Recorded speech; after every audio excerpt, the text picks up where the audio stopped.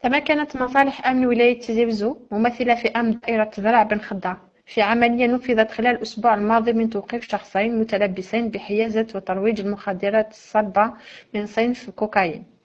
العملية أنجزت عقب استغلال محققي المصلحة لمعلومات عن نشاط إجرامي لشبكة يتمثل في نقل وترويج المخدرات الصلبة الكوكايين باستعمال دراجة نارية ومركبة سياحية.